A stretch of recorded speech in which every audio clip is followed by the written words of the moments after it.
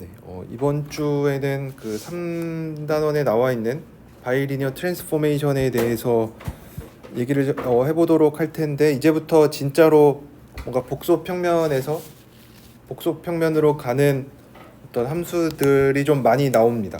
그래서 우리가 일변수 함수에서 배웠던 거랑은 좀 많이 다른 것들이 나오니까 일변수 함수에서 그냥 일변수 함수라든지 아니면은 뭐 2차원에서 2차원으로 가는 뭐 그런 뭐 벡터 필드라든지 아무튼 뭐 그런 함수들이랑 다른 점이 뭐가 있는지 좀 그때는 그러니까 뭐 예를 들어서 실변수 함수에서는 성립하지 않았는데 여기에서는 복소 함수에서는 좀 새로 성립하는 내용이나 뭐 이런 것들을 좀 차이점을 잘 보시면서 공부를 하시면은 좀 더 도움이 될 것 같습니다. 네.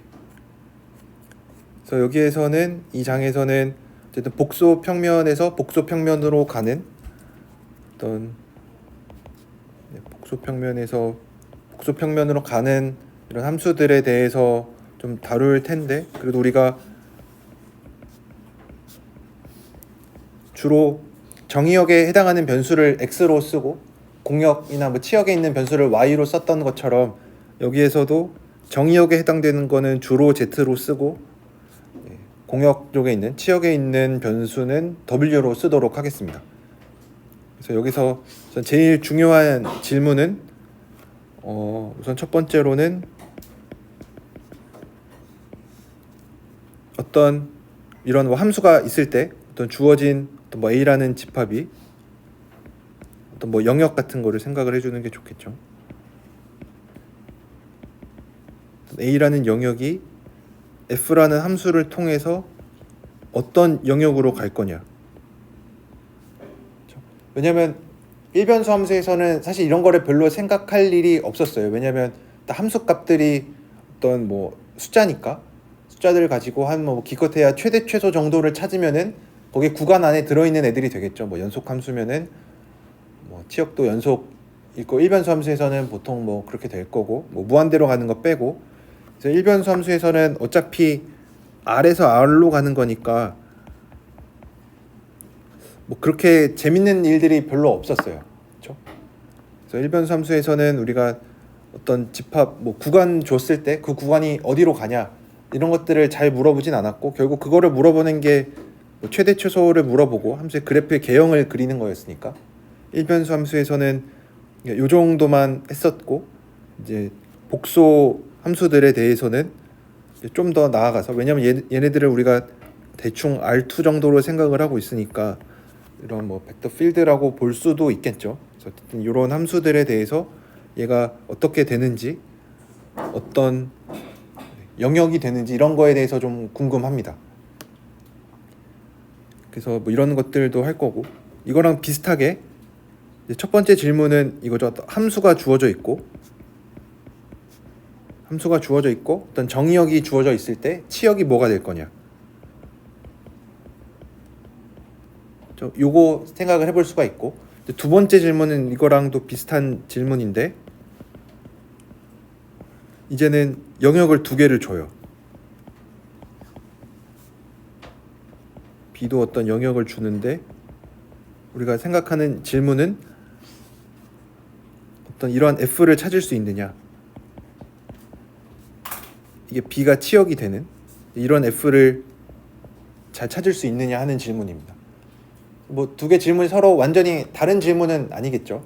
첫 번째는 정의역 주고 함수 주고 치역이 뭐냐, 두 번째는 정의역 치역 주고 함수가 뭐냐 라고 묻는 질문을 이제 해볼 수가 있겠죠. 어쨌든 마음속으로는 이제 이런 질문들에 대한 좀 답을 찾아보자 라는 거고, 이제 이거를 위해서 여러 가지 준비 과정들이 많이 필요합니다. 그래서 첫 번째로는 우리가 이 책에 있는 제목처럼 바이리니어 트랜스폼이었죠. 네. 바이리니어 트랜스포메이션이 뭔지에 대해서 좀 배우게 될 겁니다. 뭐 잠시 후에 등장을 하겠지만 바이리니어 트랜스폼이라고 쓰는 거는 이렇게 쓰는 분수꼴로 이제 정의가 되는 건데, 이거에 뭐 리니어 프랙셔널 트랜스폼이라고도 부릅니다.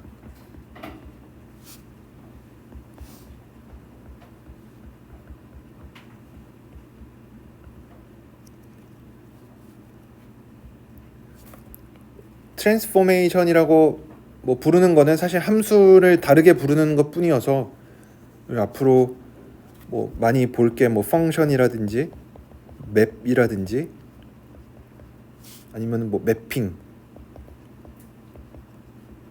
트랜스포메이션 얘네 전부 다 함수 같은 것들을 나타내는데 이제 특별한 상황에서는 그냥 이름만 좀 다르게 부르는 겁니다. 기본적으로는 함수인데 뭐 특별히 뭐 정의역이 어떻다, 뭐 함수 값이 어떻다 이러면은 뭐 매핑, 트랜스포메이션 뭐 이렇게 부를 수도 있는 거지. 기본적으로는 어쨌든 함수입니다. 정의역에 뭘 넣으면은 함수 값으로 뭐가 나오는 이런 것들을 뜻하는데 여기서 좀 뭐 어쨌든 이런 뭐 바이리니어 트랜스포밍 뭐 서클이랑 스트레이트 라인을 뭐 이렇게 보낸다 이런 거는 이제 나중에 볼 거고 이 책에 있는 문장 중에 제가 이거 다 책에 있는 말들을 쓴 건데 우리가 나중에 뭘 알게 될 거냐면 원이라는 게 직선이랑 좀 비슷하다라는 거를 얘기를 하려고 해요. 왜냐면 우리가 2차원에서는 뭐 사실 뭐 원의 방정식, 직선의 방정식 우리가 다 쓸 줄 알죠, 그렇죠? 뭐 직선의 방정식 구하고 원의 방정식 구하는 거 다 잘 할 수가 있는데 얘네들을 사실 하나로 묶어서 얘기한 적은 거의 없어요, 그렇죠? 뭐 미적분학 시간이라든지 뭐 고등학교 때 배웠던 거라든지 뭐 해석학 시간이라든지 우리가 그거에 대해서는 잘 얘기를 하지 않았어요. 원이랑 직선을 한 번에 묶어서 뭐 얘기를 할 수는 있긴 있죠. 예전에 막 2차 곡선 같은 거 할 때 뭐 이런 식으로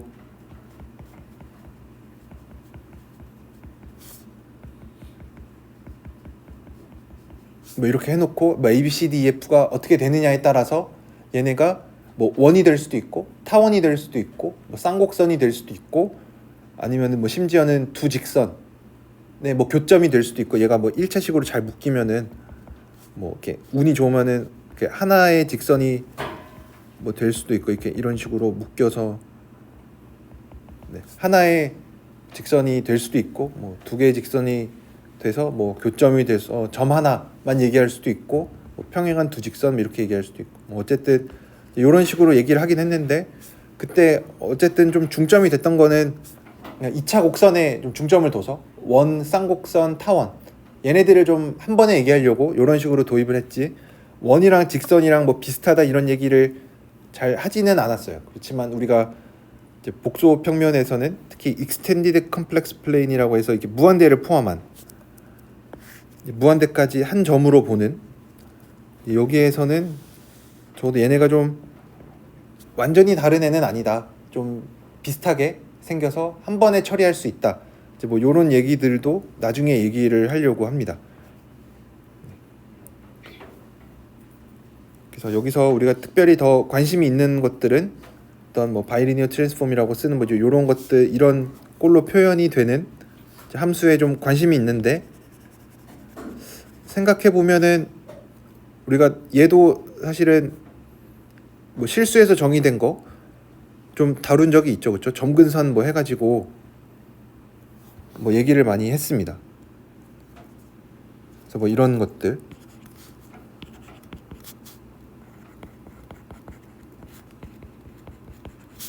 뭐 A, B, C, D 다 X, Y 다 실수인 거 이런 거 이런 유리함수라고 불렀었죠, 그렇죠? 유리함수들에 대해서 함수 그래프 그리고 뭐 점근선이 어떻고 하는 얘기들 엄청 많이 했는데 생각을 해보면은 얘도 막 엄청 많이 다루지는 않았어요, 그렇죠? 그냥 뭐 함수 그래프 그냥 뭐 점근선 잘 찾아가지고 점근선 이렇게 찾아가지고 이렇게 뭐 그림 그린다 라고 뭐 끝내지 뭐 더 많이 뭘 한 거는 없죠, 그렇죠? 근데 지금 여기에서는 특별히 이거에 뭐 이름까지 붙여가면서 뭐 바이리니어 트랜스포메이션이라든지 뭐 리니어 프랙셔널 트랜스포메이션이라든지 이름을 붙여가면서 새로 배우고 있으니까 뭔가 얘네가 복소수로 바뀌면은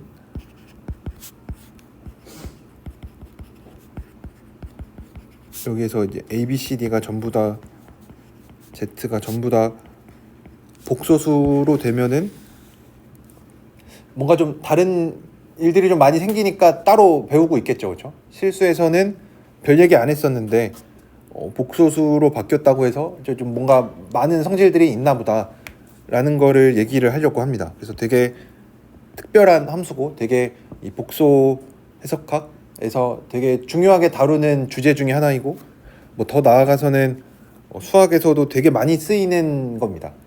그래서 뭐 수학의 어떤 분야에서든 좀 많이 등장을 하게 되는데 제가 뭐 많이 보는 분야가 아니어서 더 자세하게 얘기는 못하겠지만 수학에서도 되게 중요하게 다루는 어떤 대상입니다. 그래서 뭐 그냥 예전에 뭐 고등학교 때 배웠던 유리함수처럼 생겼는데 이거를 왜 따로 또 하는지 잘 모를 수도 있겠지만 어쨌든 얘는 되게 중요하게 많이 다루는 대상입니다. 그래서 우선은 뭐 왜 중요한지 아직 얘기를 당연히 하진 않았지만 좀 더 뒤에 있는 내용들을 보면서 좀 중요한 성질들을 많이 가지고 있구나 하는 것들에 대해서 좀 알 수가 있을 겁니다. 그래서 뭐 이런 함수에 대해서 좀 다룰 예정이고 그리고 또 하나 이제 얘는 함수에 대한 얘기였고 어떤 영역에 대한 얘기도 좀 해야 될 필요가 있는데 뭐 책에 있는 것들 보면은 뭐 어떤 일반적인 이런 바이리니어 트랜스포메이션에 대해서 얘기를 하는데 뭐 실수에서 이거는 제가 그 유닛 디스크라고 얘기했었죠. 중심이 원점이고 반지름의 길이가 1보다 작은 이 유닛 디스크. 그래서 어떤 것들을 얘기할 거냐면 실수에서 이 유닛 디스크의 둘레, 그러니까 원으로 가는 거죠, 그렇죠? 원이랑 원판을 좀 잘 구별해서 얘기를 해야 되는데 원은 진짜로 그 둘레만 있는 거고 원판은 내부까지 같이 있는 거. 그래서 뭐 경계가 있든 없든 원판이라고 하면은 이런 부등호로 나타나는 이제 애들을 얘기하고 원이라고 부르는 거는 뭐 서클이라고 아까 표시했던 얘네들은 진짜로 요 테두리만 있는 거. 얘는 원판이니까 내부까지 포함하고 있는 요런 애들. 네. 왜냐면 얘네가 위상적으로 많이 다르니까, 그렇죠? 네.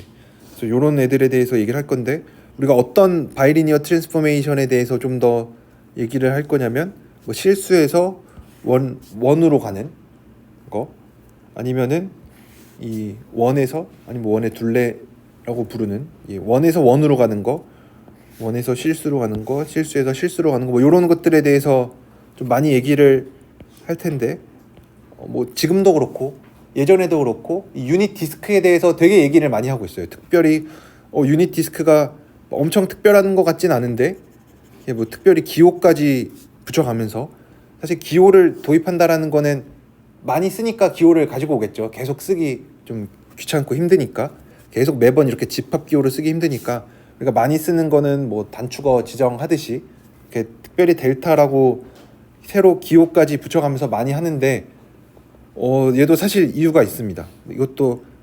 이거는 아마 뭐 복수함수론 2 같은 데서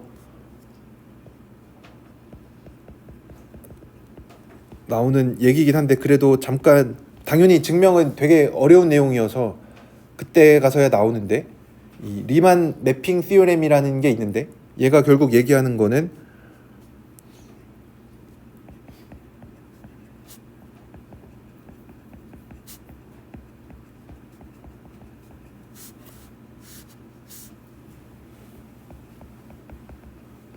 어떤 복소 평면에서 오픈이고 심플리 커넥티드 있는 거 그리고 여기서는 그 전체 집합 빼고 C는 빼고 전체 집합 빼고 복소 평면 다 빼고 뭐 열려 있고 뭐 심플리 커넥티드라고 하는 거는 여러분 아마 뭐 위상 수학에서 혹시 배우셨을 수도 있는데 배우셨나요? 아직 커넥티드를 맞다 커넥티드도 안 했었죠. 네. 그래서 심플리 커넥티드는 그냥 이렇게 구멍이 없는 집합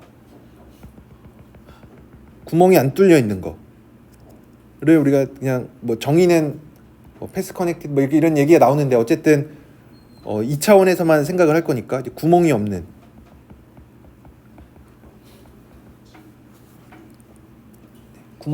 집합을 생각을 하면은 열려 있고 구멍이 없는 집합 특히 뭐 복소 평면 안에서 생각을 해보면은 뭐 되게 많이 있는 것 같죠, 그렇죠? 우리 뭐 여러 가지 생각을 할 수가 있는데 이 정리가 얘기해 주는 거는 얘는 오픈 디스크밖에 없다. 뭐 여기서 등호를 과감하게 쓰는 거는 뭐 홀로몰픽 참 까먹었는데 호메오몰픽인가?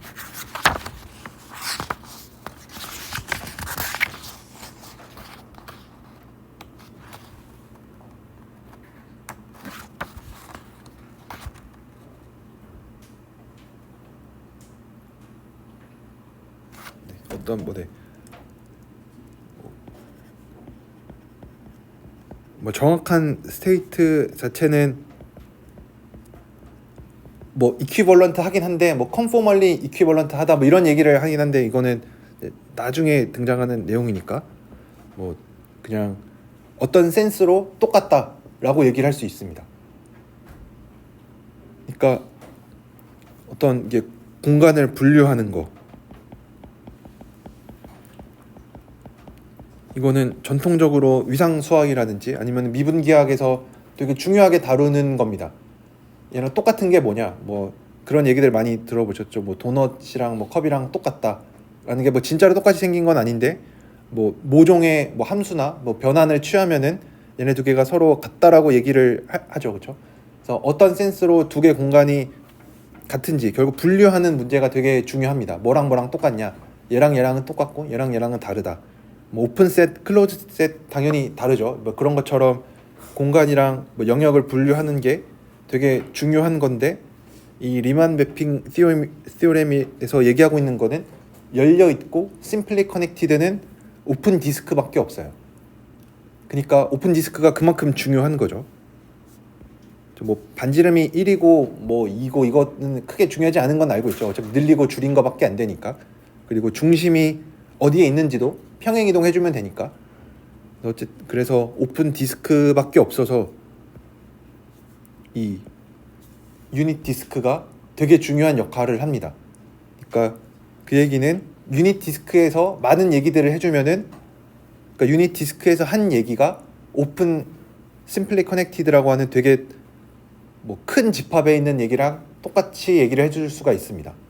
그래서 오픈 디스크에서 얘기를 하면은 얘가 되게 특별한 거에서 얘기하는 게 아니라 되게 일반적으로 확장이 가능한 되게 에센스만 보는 거다라고 생각을 하시면 됩니다. 그래서 유닛 디스크에 대한 얘기가 많이 나오는 이유가 그겁니다. 유닛 디스크에서 얘기를 하면은 그 얘기를 거의 뭐 많은 걸 거치지 않고 오픈 심플리 커넥티드로 다 확장을 할 수가 있습니다. 그래서 유닛 디스크가 좀 많이 나오는 이유가 뭐 이런 것 때문이구나 라고 생각을 하시면은 그냥 앞으로 이제 유닛 디스크가 많이 나오는데 왜 많이 나오는지, 중요하니까 많이 나오겠죠. 예제든 문제든. 그래서 왜 많이 나오냐 하면은 뭐 그것들 중에 이유 중에 하나로 뭐 이런 얘기를 해줄 수가 있습니다. 그냥 오픈 심플리 커넥티드 셋이 그냥 유닛 디스크랑 뭐 거의 그냥 똑같다라고 생각을 하시면 됩니다. 그래서 요 장에서 배울 내용들은 뭐 이런 것들에 대해서 얘기를 하는데, 사실 뭐 임용고시 얘기를 하는 게 뭐 계속 얘기를 하는 게 그게 좋은 건지는 잘 모르겠어요. 아마 여러분들 중에 많은 분들이 임용고시를 준비를 하실 거고, 뭐 근데 그 중에서 뭐 아닌 분들도 있긴 하겠지만, 어쨌든 임용고시에서 다루고 있는 게 다 중요한 것만 시험에 나올 테니까, 그렇죠? 뭐 수능도 마찬가지로 중요한 내용들이 수능에 나오고 되게 지엽적인 거는 잘 안 나오니까. 그래서 뭐 임용고시에도 뭐 해당되는 범위니까 해당되는 범위여서 좀 잘 나오긴 하지만, 어쨌든 우리가 임용고시를 본다고 해도 또 너무 시험 범위만 공부하는 거는 또 뭐 당연히 시간이 많으면은 그것보다 조금 더 공부를 하면은 더 시야가 넓어지고 좀 더 큰 곳에서 더 넓은 곳에서 볼 수 있으니까 혹시 제가 임용 범위를 좀 벗어난 거를 하더라도 되도록이면은 범위에 맞춰서, 왜냐면 임용 범위가 뭐 시험 공부하는 데만 중요한 건 아니고 좀 전반적인 이 복수 해석학이든 뭐든 공부하는 데 있어서 주요 개념들을 시험에서 다루고 있으니까 물어보고 있고, 그렇지만 혹시 제가 뭐 이 시험에서 벗어난 거를 좀 얘기를 하더라도 그게 여러분들이 어쨌든 공부를 하는 데 있어서 좀 도움이 될 거라고 생각을 합니다. 뭐 예를 들어서 방금 얘기한 이 리만 매핑 티오렘 같은 거는 아마 제가 알기로는 뭐 시험에 직접적으로 뭐 물어보지는 않는 것 같은데, 그래도 뭐 이런 사실들을 알고 있으면은 그래도 뭐 조금 더 도움이 되겠죠. 그냥 몇 가지 얘기긴 하더라도. 그래서 3장에서는 이런 것들을 다루고, 그래서 몇 가지 3.1절에서는 기본적인 매핑들에 대해서 소개를 하고 있습니다. 그래서 첫 번째로는 그냥 이 트랜스레이션 해준 거, 그래서 그냥 평행 이동을 시켜준 거. 우리가 뭐 지금 얘가 2차원에서 2차원으로 가는 거기 때문에 얘를 완전히 머릿속에 넣고 그림을 그리기는 쉽지 않아요. 그러니까 뭐 만약에 1차 실수에서 그냥 y는 x 주고 여기다가 y는 x 플러스 3의 그래프를 그려라 라고 하면은 당연히 잘 그릴 수 있죠. 그렇죠? 그냥 3만큼 평행이동을 해주면 되는 거니까.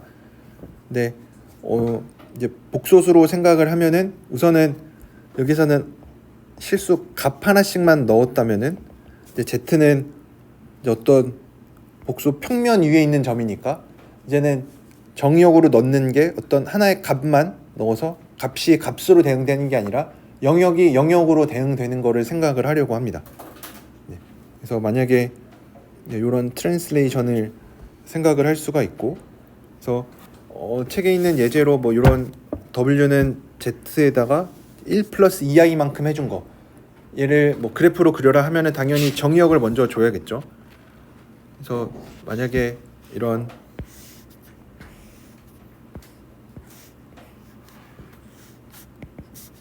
이제 뭐 꼭지점이 1 이런 뭐 1,1 1,-1 뭐 이런 점들로 주어진 영역이 이제 Z에 대해서 이렇게 썼는데 얘가 사실은 1 플러스 i이긴 한데 우리가 복수 평면 위에 있는 점들은 그냥 이렇게 1,1로 대응을 시켜서 생각을 하기도 하죠. 그래서 종종 이렇게 얘네들을 혼용해서 쓰도록 하겠습니다. 그냥 a, b다. 복수 평면 위에 있는 점 a, b다라고 하면은 그냥 얘는 a 플러스 bi를 그냥 복수 평면에 있는 걸로 생각을 하는구나 라고 생각을 하도록 하겠습니다. 이게 아마 좀 그림을 그리는 데 있어서는 좀 더 좌표 평면으로 생각을 해놓고 하면은 좀 더 편하니까 xy 평면에서. 그러면은 이런 영역이 z에 대한 영역이 어디로 갈 거냐, 이제 w에 대한 w도 이런 xy 평면에 있을 텐데 얘가 어디로 갈 거냐라고 하면은 이것도 아마 뭐 이게 요즘은 빠졌는지 모르겠는데 예전에는 부등식의 영역이라고 해서 혹시 아시나요? 요즘도 들어가 있죠, 교육과정. 지금은 없어요. 지금은 과정이 없어요. 아, 앞으로 없을 거예요. 그렇죠. 혹시 여러분들 다 아시나요? 아마 네, 사람이 있고 부등식의 영역이 아마 고1 때 나왔죠. 그렇죠. 고1 때 나와서 좀 어려운 내용이었는데 그거랑 거의 비슷한 내용입니다. 우리가 뭐 이런 거를 얘가 어디로 가겠느냐 라고 생각을 해보면은 우리가 고등학교 때 배웠던 거를 잠깐 떠올려 보면은 보통 양 끝점들만 경계만 어디로 가는지 보면은 대충 그 안에는 채워주면 됐었죠. 그래서 얘도 마찬가지로 여기 있는 만약에 1,1 플러스 i가 어디로 갈 거냐면은 1 플러스 2i로 갈 거니까 2 플러스 3i로 갈 건데 이게 결국은 2,3으로 가는 거니까, 그래서 이런 평행 이동은 그냥 뒤에다가 어떤 복소수를 더해줘서 평행 이동으로 생각을 할 건데 1 플러스 2i에 해당되는 게 1,2죠. 그러니까 모든 점들을 이제 복소수 다 잊어버려도 그냥 여기에 있는 점들을 얘를 뭐 x축으로 1만큼 y축으로 1만큼 y축으로 2만큼 올려주면 되는 거죠. 얘는 2,3이 될 거고 얘네들을 다 끝점만 옮겨주면은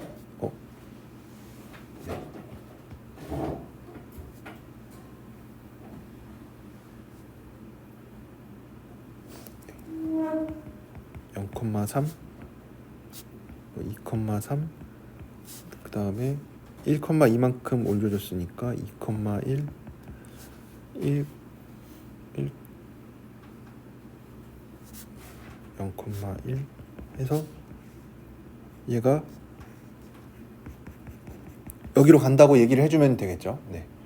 그래서 얘가 왜 이렇게 되는지 뭐 이런 거는 예전에도 좀 했었던 부분이니까 이렇게 이해를 할 수가 있습니다. 그래서 뭐 평행 이동이라고 하는 거는 그렇게 어려운 내용은 아니고 뭐 영역을 주고 얘가 어떤 영역으로 가냐고 물어봐도 뭐 그렇게 어렵지 않게 대답을 할 수가 있겠죠. 그냥 뭐 얘를 늘리고 줄이고 뭐 회전되고 뭐 이런 거 아니고 그냥 단순한 평행 이동이니까 그냥 위치만 바뀌어줄 뿐이에요. 그래서 우리가 트랜슬레이션 평행 이동이라고 부르는 거는 이렇게 얘기를 해줄 수가 있고, 그 다음에 얘는 뭐 이렇게 상수배 해준 거. 근데 이 상수가 이제는 복소수니까 만약에 A가 실수였으면은 확대 축소의 느낌이죠. 그렇죠? A가 1보다 크면 확대고 1보다 작으면 축소니까. 그렇지만 이제는 복소수가 되니까 이제 완전히 확대 축소라고 얘기하기는 조금 힘들긴 하겠지만 그래도 뭐 어떤 느낌인지는 좀 비슷한 느낌이겠죠. 근데 특별히 얘의 절대값이 1인 경우에 대해서는 우리가 얘는 회전 변환으로 생각을 해줄 수가 있습니다. 왜냐하면 우리가 크기가 1인 복소수는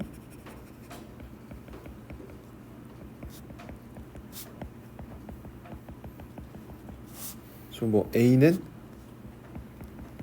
항상 이렇게 매개화해서 생각을 하는 거, 이렇게 이에 아이세타 꼴로 나타내는 거는 여러분들이 얘는 친숙하게 받아들이셨으면 좋겠습니다.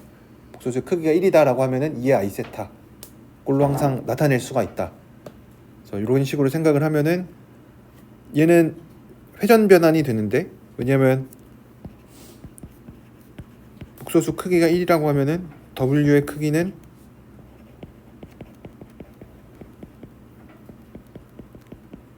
Z의 크기랑 같고, 그러니까 2의 아이세타는 코사인 더하기 아이세타인데 코사인 세타, 사인 세타로 생각을 하니까 좀 얘는 회전 변환을 나타낼 때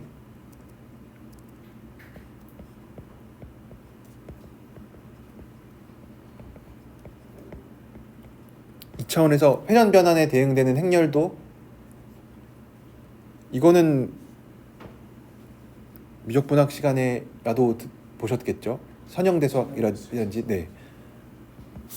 이런 뭐 회전 변환에 대응되는 게 어쨌든 2 아이세타 뭐 이런 거니까 우리가 특별히 복소수의 크기가 1이면은 회전이라고 부르고, 뭐 이름은 중요하진 않고 그냥 얘네가 어떻게 되는구나. 그리고 이 복소수의 크기가 1이 아니어도 절대값만 생각을 해주면은 어쨌든 얘가 늘어나고 줄어나는 정도를 요 복소수가 얘기를 해주고 있구나 라고 생각을 해서 책에서는 뭐 축소 확대에 대한 얘기도 뭐 있을 겁니다. 네. 하지만 뭐 축소 확대되는 거는 우리가 잘 알고 있으니까. 네. 그래서 이렇게 얘기를 하고 나면은 얘는 이런 1차 AZ 플러스 B라고 나타내는 요 함수들을, 요 복소 함수를 뭐 잘 그림으로 나타낼 수가 있겠죠.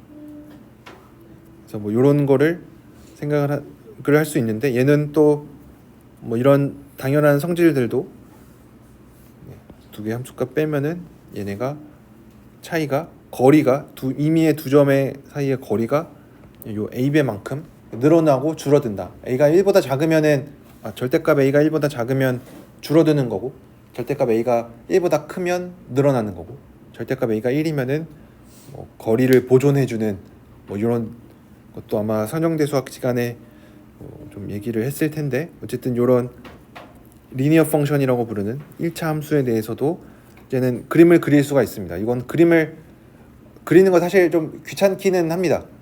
뭐 정의역 주고 뭐 책에 있는 예제도 뭐 있을 텐데, 뭐 예를 들어서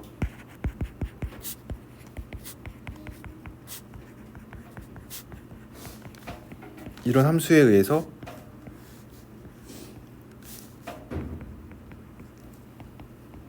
이런 직사각형이 어디로 가겠느냐. 되게 귀찮은 일이긴 하지만 하실 수 있겠죠. 그냥 얘도 양 꼭지점이 어디로 가는지 보고, 얘도 얘도 리니어니까 개수가 복소수일 뿐 리니어니까 뭐 늘어나고 줄어들고 뭐 좀 돌아갔을 수도 있고 회전됐을 수도 있고, 좀 얘네가 어디론가 트랜스레이션 돼서 뭐 평행 이동이 되었을 수도 있겠지만 어쨌든 이런 형태는 그대로 유지를 할 거예요. 그렇죠? 얘가 뭐 갑자기 직사각형이었는데 이런 1차 변환을 통해서 1차 함수를 통해서 이 정역의 영역이 어디론가 바뀌었을 텐데 걔가 갑자기 뭐 원이 되거나 타원이 되거나 이상하게 되진 않겠죠. 그래서 이 1차 함수니까 평행 이동 시켜주고 뭐 요만큼 1-i배만큼 해줬으니까 뭐 약간 돌아갔겠죠. 약간 돌아갔고 뭐 이 정도 될 거니까 뭐 그림을 그리는 거는 어렵지 않을 거예요. 그래서 리니어 펑션에 의해서는 뭐 정역이 좀 뻔한 대로 잘 간다. 그래서 우리가 잘 찾을 수 있다. 뭐 이런 얘기들을 해줄 수가 있습니다. 그러면 이제 조금 달라지는 거는 여기까지는 좀 비슷한 거였고 약간 귀찮다 뿐이지 뭐 영역이 어디로 가는지 이런 거 잘 할 수 있었는데 약간 좀 달라지는 건 이제 z분의 1 같은 거. w는 z분의 1 인버전이라고 부르는 건데 얘는 이제 조금 달라요. 왜냐면 1차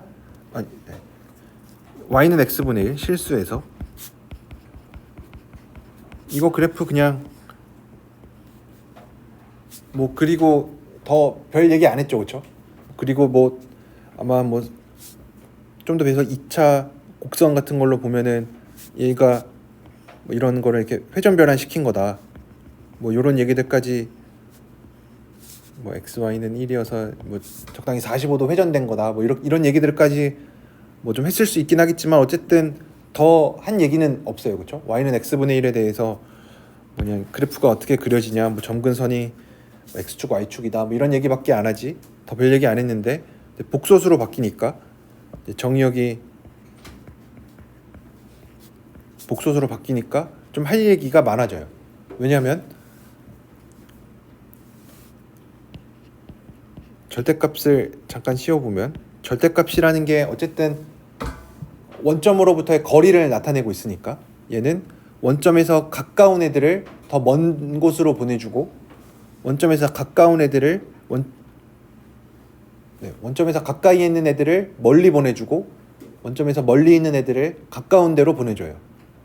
그죠? 뭐 말로 해서 되게 헷갈리는 것 같지만 만약에 뭐 z가 0.1이었다 그러면 함수값은 10이 될 거고 뭐 반대로 z가 100이었으면은 얘가 0.01이 되니까 얘는 좀 원점에서 가까이에 있는 애였는데 원점에서 멀리 가버렸고 얘는 원점에서 되게 멀리 있는 애였는데 이 함수를 통해서 되게 원점으로 가까운 곳으로 왔어요. 그러면은 뭐 이걸 통해서 아니 뭐 이걸 통해서는 아니지만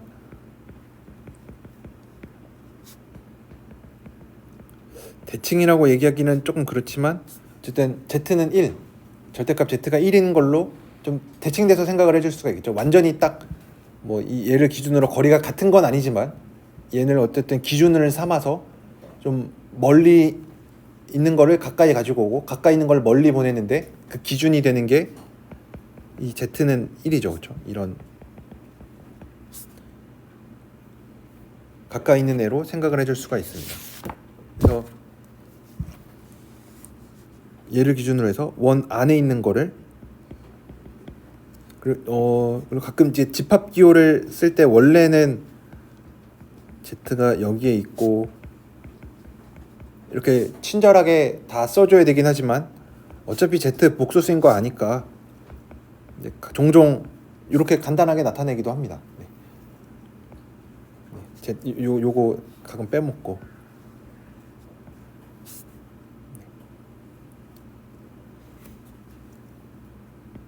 그래서 이 인버전이라고 하는 이 w는 z분의 1이라는 함수는 z가 절대값이 1보다 작은 애를 1보다 큰 애로 보내주고 비슷하게 z가 1보다 큰 애를 1보다 작은 애로 보내줍니다. 그래서 우리가 방금 얘를 그냥 숫자로 이해를 했었는데 이제 영역의 관점에서도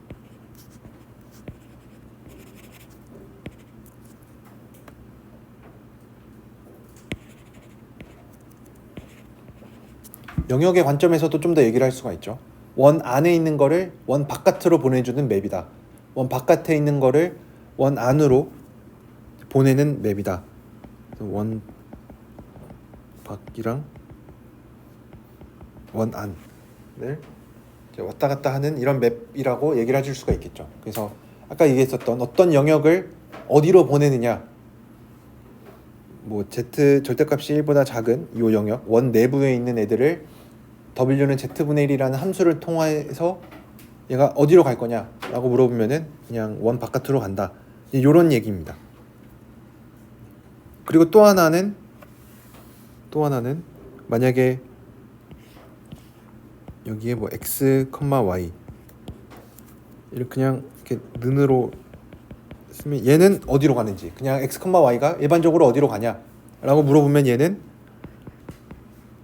w를 우리가 이렇게 쓸 텐데, w를 뭐 얘도 어쨌든 복소수일 거니까 u 더하기 iv라고 쓰면은 얘는 함수값이 얘니까, 그래서 분모 켈레 복소수 곱해갖고 정리를 해보면은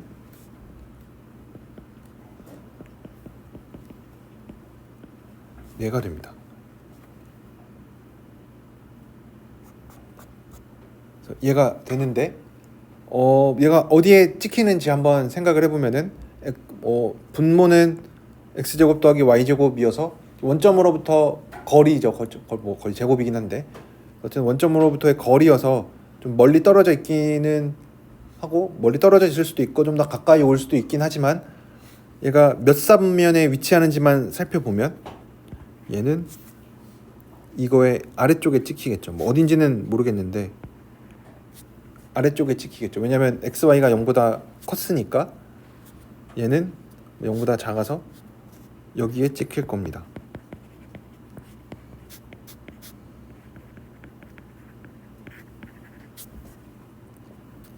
그래서 이 w는 z분의 1이라고 부르는 인버전은 x축 뭐 완전히 얘도 대칭은 아니죠, 그렇죠? 대칭은 진짜로 딱 대응되는 x축으로부터의 거리가 같아야 되긴 하겠지만, 얘는 어쨌든 x축 대칭이라고 얘기를 해줄 수가 있습니다.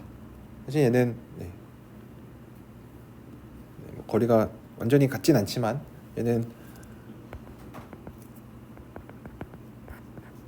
y만큼 떨어져 있고, 얘는 뭐 x제곱 더하기 y제곱분의 이만큼 떨어져 있으니까 뭐 항상 x축으로부터 거리가 똑같진 않겠지만 아까 얘기했던 이 z는 1, 절대값 z는 1도 마찬가지로 완전히 대칭은 아니었지만 어쨌든 이런 식으로 x축 대칭이라고 얘기를 해줄 수가 있습니다.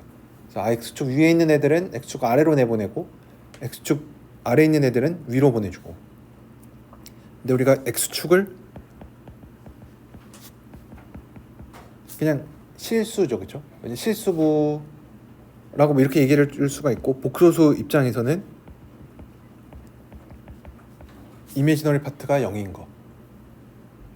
그래서 아까 z는 이렇게 원 안에 있는 애들을 바깥으로 보내고 원 바깥에 있는 애들을 안으로 보내는 맵이면서 동시에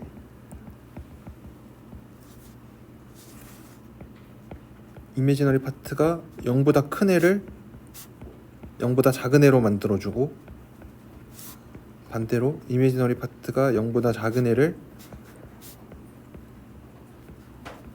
0보다 큰 애로 만들어주는 맵입니다. 그래서 이 W는 Z분의 1은 이런 대칭성을 갖고 있습니다. 그러니까 Z는 1을 기준이고 이미지너리 파트는 0인 애들을 기준으로 뭐 얘네로 나뉘죠, 그쵸? 왜냐면은 얘네로 나뉘는 거는 이제 Z가 1보다 작은 거랑 큰 거, 얘는 이미지너리 파트가 0보다 작은 거, 큰 거,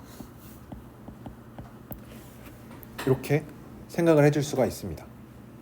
그러면은 아까 제가 처음에 그 책에 써 있었던 거를 잠깐 소개했는데, 원이랑 직선을 좀 동시에 다룰, 좀 얘네가 비슷한 거다라고 얘기를 이제 나중에 한다 그랬죠. 나중에 진짜 얘네들을 좀 비슷하다고 얘기를 할 수 있는데, 여기서도 약간 뭐 억지를 부리면은 좀 눈치를 챌 수가 있는 거죠, 그렇죠? 원이랑 이 W는 Z분의 1이라는 게 원이랑 직선을 좀 동시에 갖고 뭘 하고 있구나.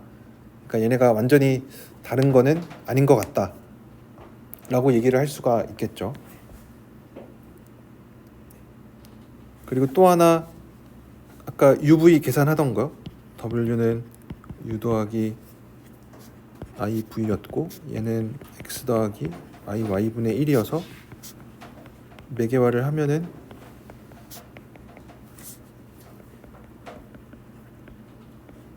이렇게 됐으니까 우리가 UV를 X로 표현도 할 수 있고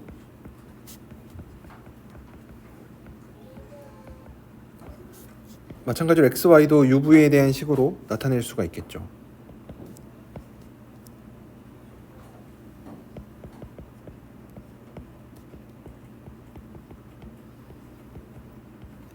그래서 우리가 얘네들을 좀 한꺼번에 나타내기 위해서 이런 식으로 요런 기호들 요런 거를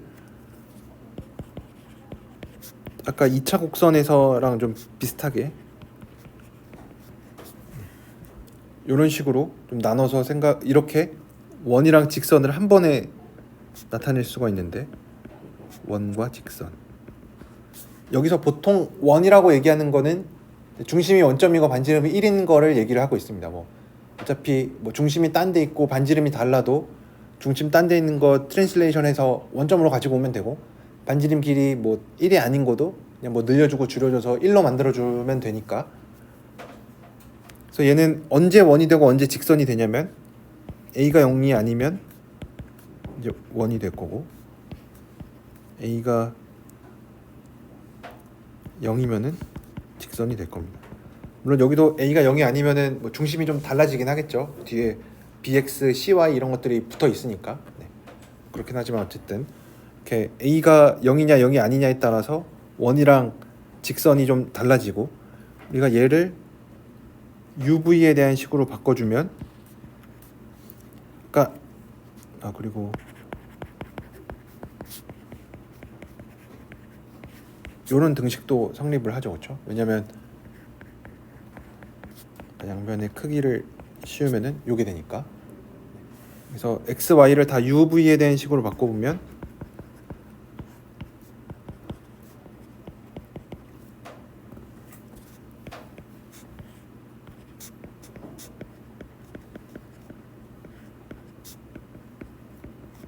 이거에서 뭐 정리를 하면은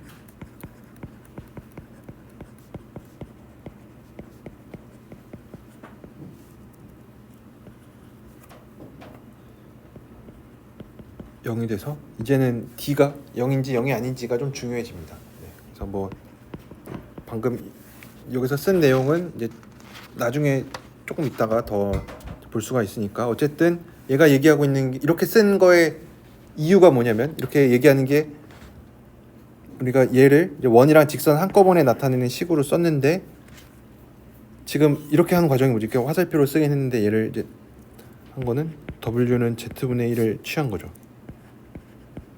이런 함수에 의해서 얘가 어떻게 바뀔 거냐 요런 집합이 제가 이걸 XY로 썼는데 사실은 XY가 Z 쪽에 있었던 애였으니까 Z에 관한 식인 거죠. 그렇죠?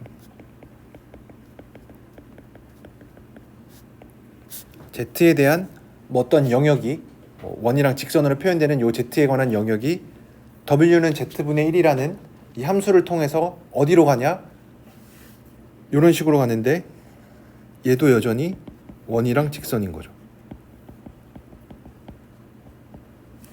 얘는 이제 W에 관한 식인데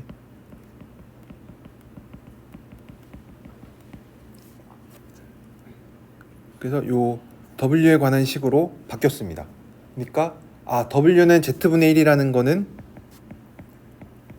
이 함수는 어쨌든 뭐 복소평면에서 정의가 잘 되어 있고 뭐 당연히 원점 뺀 거 원점에서는 정의가 안 되어 있는데 사실은 뭐 extended complex plane으로 확장을 생각하면은 그냥 0이라는 점을 그냥 무한대로 간다.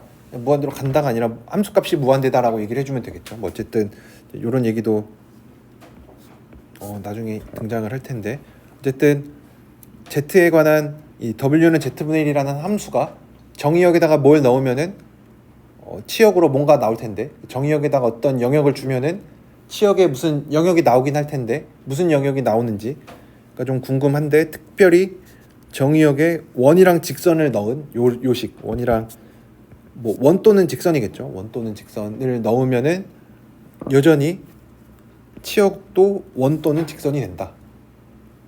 왜냐하면 z분의 1을 했으니까 아까처럼 뭐 az 플러스 b 얘는 사실은 뭐 정의역에 뭘 넣어도 치역으로 나오는 게 좀 원래 거랑 되게 비슷할 거라고 충분히 예상을 할 수가 있는데 z분의 1 같은 거는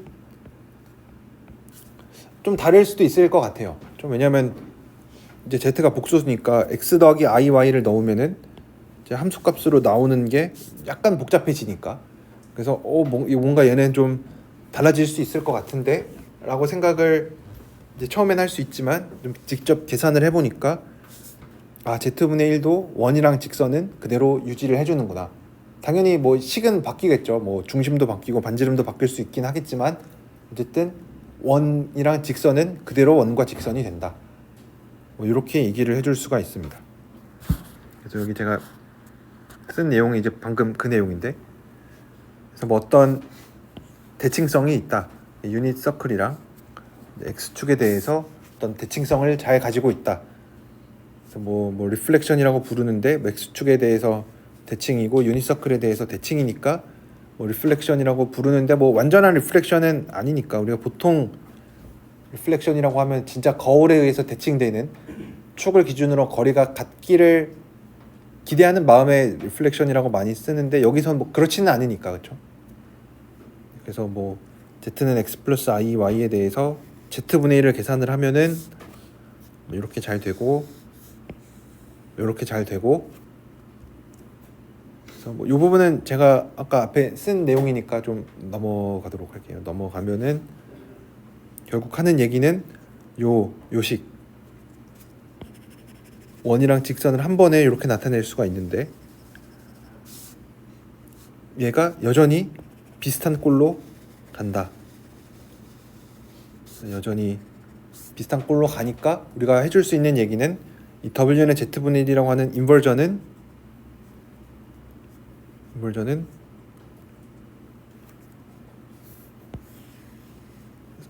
원이랑 직선을 그대로 원이랑 직선으로 보내준다. 똑같은 원으로 간다, 똑같은 직선으로 간다라는 얘기는 아니에요. 그냥 생김새가 정의역이나 치역이나 생김새가 뭐 원이냐 타원이냐 뭐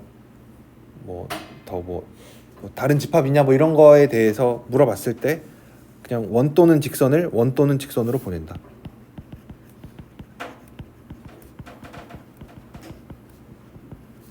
네. 원이 직선으로 갈 수도 있는 거죠. 네. 그래서 생김새에 따라서는 원이 직선으로 갈 수도 있습니다. 그래서 그거를 분류하는 게 되게 중요한 일입니다. 그 중요한 거는 이제 좀 이따가도 잠깐 얘기를 할 텐데 원 또는 직선이 원 또는 직선으로 간다면 어떻게 보면 좀 불친절한 얘기죠. 좀 더 구체적으로 원이 원으로 간다, 원이 직선으로 간다, 직선이 원으로 간다, 직선이 직선으로 간다 이런 얘기들을 해주고 싶은데 이제 그것들을 어떻게 잘 할 수 있는지를 우리가 잘 얘기를 해줘야 됩니다. 그게 되게 중요한 문제인데 아마 다음 시간에 좀 더 얘기를 할 것 같은데 원이랑 직선을 구분짓는 가장 큰 거는 뭐 함수 값으로 생각을 했을 때 원은 무한대를 값으로 가지지 않아요.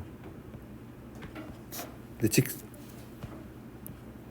어떻게 표현을 좀 이제 좋은 표현은 아니지만 이런 식으로 써보면은 어떤 이제 우리가 나중에 함수 값을 몇 개 넣어서 원인지 직선인지를 판단할 수도 있는데 어떤 값을 넣었더니 무한대가 나왔으면은 걔는 원은 아니겠죠, 그렇죠? 왜냐면 원은 이런 값인데 직선은 계속 무한히 뻗어가는 애니까 당연히 뭐 정역을 어떻게 주느냐에 따라서 직선도 무한대가 안 될 수도 있긴 하지만 만약에 내가 어떤 점을 넣었더니 무한대가 나왔으면은 걔는 원은 절대 아니겠죠, 그렇죠? 근데 우리가 원 또는 이렇게 z분의 1 꼴로 나타난 애들에 대해서 뭐 함수 값을 몇 개 넣었더니 뭐 무한대 값이 나왔네. 그러면 걔는 직선일 수밖에 없는 거죠. 원이 안 되는 거겠죠.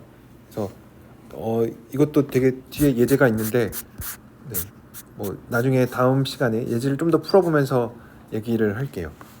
그러면 오늘 마지막으로 하려고 하는 얘기는 3.2절에 있는 예예요. 예, 얘가 이제 우리가 앞으로 계속 만나볼 애인데 이런 식으로 표시하는 애를 리니어 프랙셔널 트랜스폼이라고 해서 선형 분수 변환.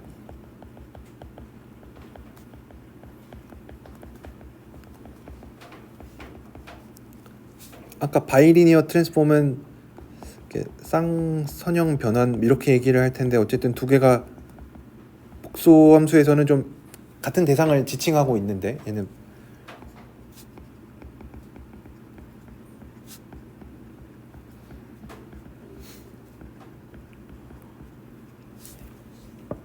우선은 얘가 무슨 요 이제 좀 자세한 얘기는 다음 시간에 하고 요 함수가 어떻게 생겼는지를 잠깐 보도록 할게요. W는 요 CZ 더하기 D분의 AZ 플러스 B. 얘가 이를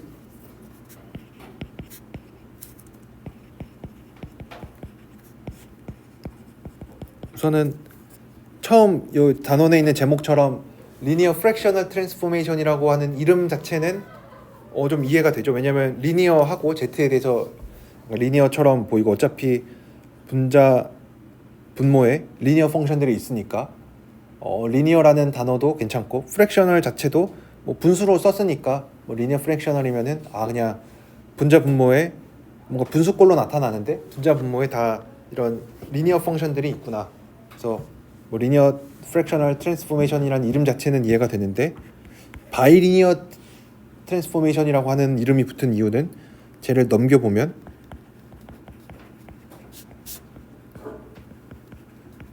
이런 꼴이어서 뭐 상수는 별로 중요하지 않고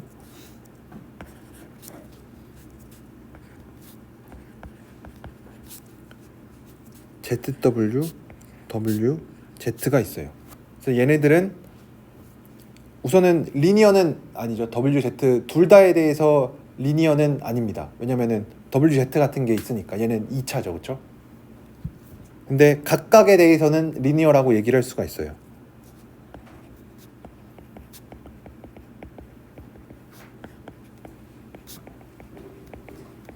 각각. 왜냐면 W만 보니까 이제 V는 변수 취급하지 않고 그냥 상수 취급해주면은 W 입장에서 보면은 뭐 W 더하기 뭐 W 빼기 뭐 어떤 상수 이 꼴이니까 W에 대해서 리니어고 마찬가지로 V가 아니라 Z에 대해서도 이제 뭐 Z 더하기 어떤 상수 뭐 Z 더하기 이런 다 상수꼴들이니까 W 각각 W에 대해서 Z에 대해서 각각 리니어니까 그래서 바이리니어라고 부릅니다. 네. 아마 선형 내수학 시간에도 바이리니어에 대해서 뭐 얘기를 좀 했나요? 바이리니어 폼에 대해서 네, 바이리니어 폼 같은 거. 약간 내적 같이 생긴 애들. 네. 뭐 어쨌든 이름에 대한 얘기니까. 그래서 바이리니어 트랜스폼이라고 부르는 이유는 얘를 이렇게 한쪽으로 정리를 했을 때 W랑 Z 각각에 대해서 리니어니까 그래서 바이리니어 트랜스폼이라고 부릅니다. 그다음에 요 생긴 형태를 다시 좀 복잡하게 생겼는데 얘를 이런 식으로 정리를 할 수가 있어요. 좀 귀찮은 과정인데 계산만 해보면 더하기 D C분의 A에 CZ 더하기 D로 쓰면은 B-C분의 AD가 돼서 얘를 쪼개면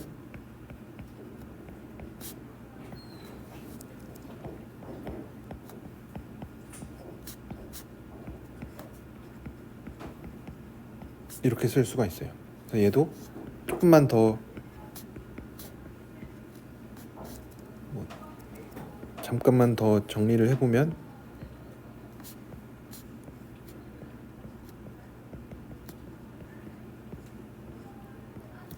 이렇게 되는데 뭐 되게 복잡한 계산을 한 것 같지만 그냥 뭐 위에를 이렇게 쪼갠 것 뿐이에요. 뭐 아마 이런 거에 대해서도 뭐 정근선 뭐 이런 거 계산할 때 뭐 이런 식으로 많이 썼었죠, 그렇죠? 그래서 이런 식으로 좀 나타낼 수가 있는데 얘 잘 보니까 얘가 어떻게 생겼냐면 좀 일반적으로 우리가 이렇게 나타내는 함수들에 대해서 많이 보려고 하는데 잘 보니까 얘가 어떻게 구성이 되어 있냐면 결국은 요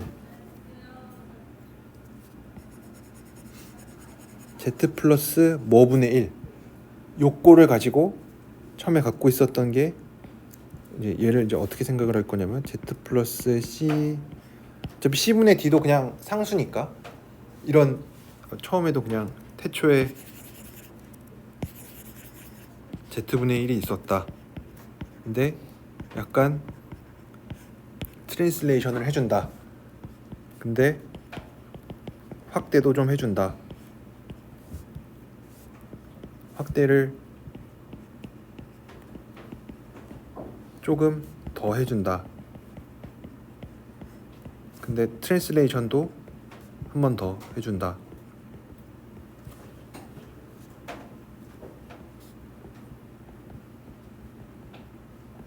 이러니까 우리가 원하는 이 리니어 프랙셔널 트랜스폼이 나왔죠.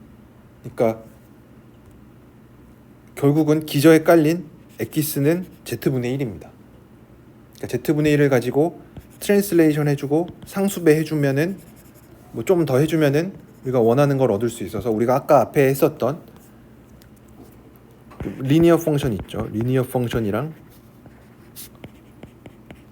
z분의 1이 이 리니어 프랙셔널 트랜스폼을 구성하는 좀 기초 블럭 같은 거라고 얘기를 할 수가 있습니다.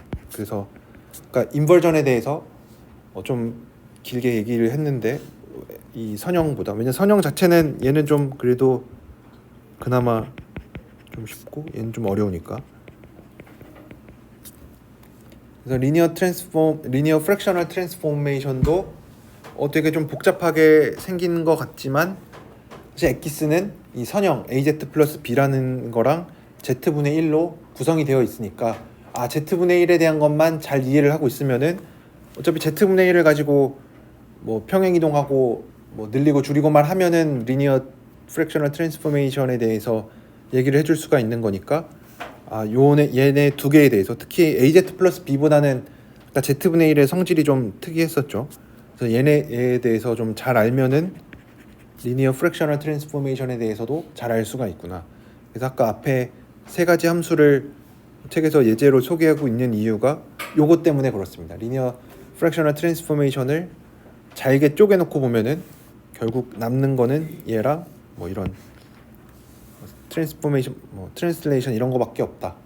그래서 리니어 프랙셔널 트랜스포메이션에 대해서 아마 이번 주랑 아마 다음 주까지 좀 길게 할 것 같은데 그리고 3.3절은 안 하려고 합니다. 3.3절에서는 뭐 다른 트랜스포메이션에 대해서 나와 있는데 그거는 그냥 여러분들이 읽어보시면 되니까 3.2절에 대해서 좀 길게 나와 있고 아마 복소 평면을 처음 다루다 보면은 이렇게 되게 생소한 부분들이 많아서 좀 천천히 좀 하는 게 좋을 것 같아서 뭐 강의 계획서상에는 이번 주에만 3장을 하고 다음 주에 4장을 한다고 되어 있는데 좀 조절을 해서 아마 다음 주까지 해서 3장에 있는 내용을 좀 천천히 보도록 하겠습니다.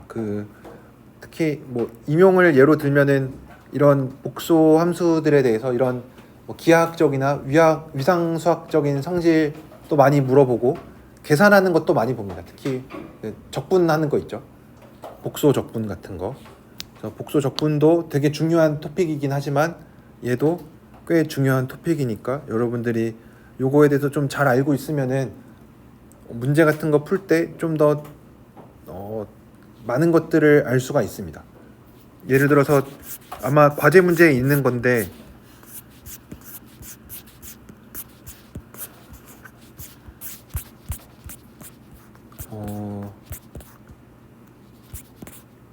아마 이거일 텐데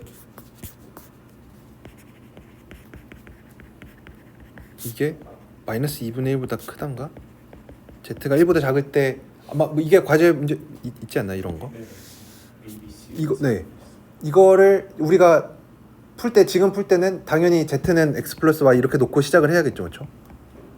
이렇게 하고 잘 계산을 해서 뭐 실수부를 잘 뽑아낸 다음에 걔가 마이너스 2분의 1보다 크다라는 거를 보이면 되는데, 우리가 요 복수함수 우리가 방금 얘기했던 거를 이용을 하면은 훨씬 쉽게 찾을 수가 있습니다.